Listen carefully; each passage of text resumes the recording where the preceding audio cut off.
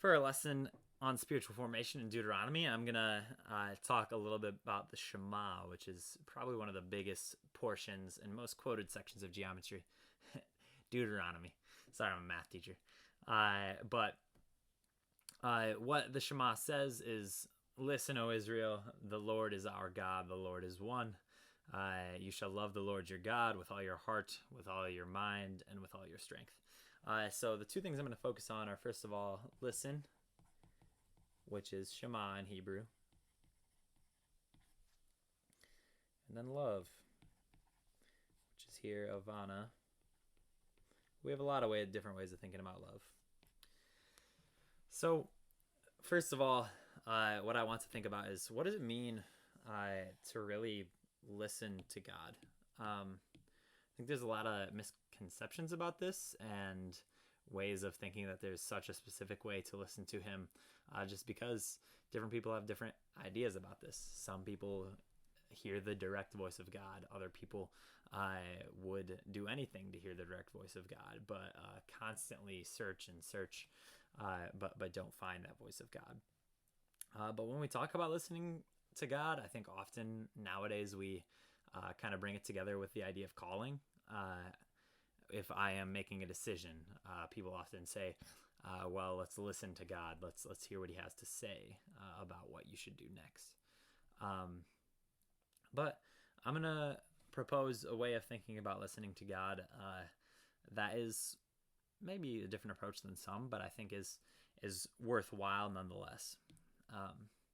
So you may hear the voice of God, often hearing God, though, understanding where we need to go, what we need to do for him, I think often comes from within. After all, we do have Christ within us. So listening for me often means like coming home to Christ actually within myself, noticing the ways that other people around me are emitting Christ and things like that. So how I often listen is with some of the meditation practices that I've talked about in some of the other videos, but that's just one way to calm down kind of the voices that are going on, the different things that you are thinking about in your head. But another thing that we need to think about is just, okay, what is stealing our heart from God? And I think this is a more gracious way to think about idols in our life. So one of the big questions I really do think is goes back to Genesis, talking about, what do you hunger for that's not God? I think if we want to hear God's voice, it means kind of emerging out of the weeds that are stopping us from being able to see God and being able to just see him clearly. When we have something that is super significant in our lives, whatever we're striving for, whatever we really desire, often that can become in and of itself kind of an idol that doesn't allow us to actually listen to God's voice. I'm not proposing that if you remove certain idols in your life, all of a sudden you're going to hear God wholly. You're going to actually hear his exact voice. All I'm saying is, if you want to come home to God, it takes some significant effort and listening in a way that is, hey, how do I desire actually at a heart level, try to figure out where God is in my life? Where do I experience love? I think where you experience love is always a great place that you hear God. Whatever it is, just the sun shining on your face, the good things that are going on. This is where you experience love, and this is where you can connect with God. If that something is life-giving, it's probably something from God.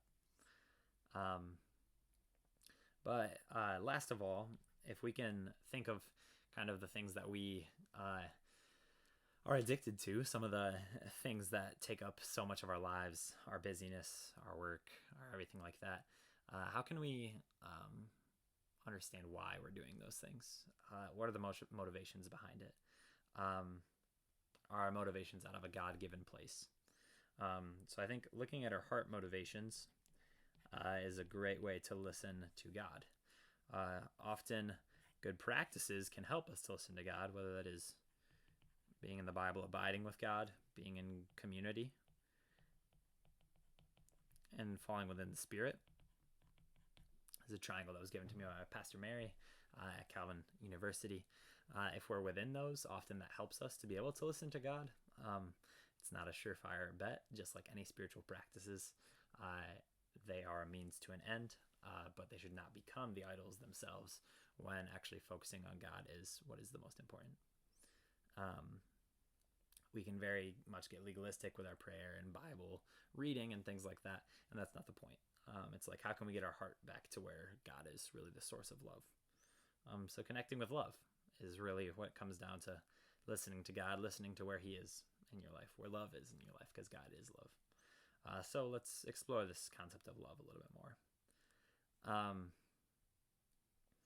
I posted just a little while ago about kind of a hedge maze that has, this is going to be a terrible drawing of a hedge maze, but say you had a hedge maze where everything was around you, and but there's an elevated kind of centerpiece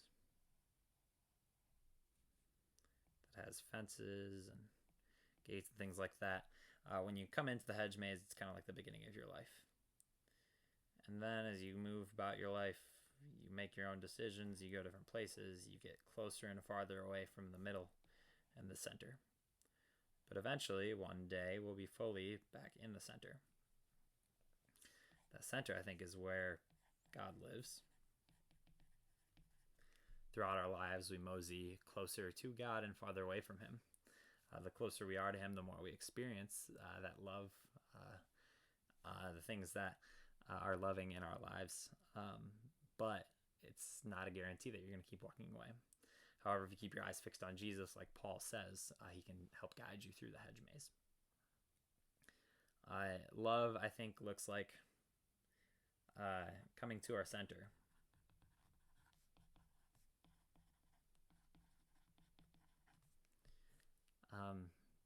Thinking about, do I feel agitated right now? Do I feel afraid right now? Do I feel numbed or dissociated right now? How do I get away from those things that are pulling me away from God, those idols that we just talked about, to be able to be back at our center with God?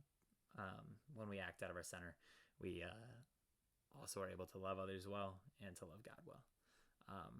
God is love, so it's really finding the center where love is at. And this is really vital to the Christian walk. Thanks for listening.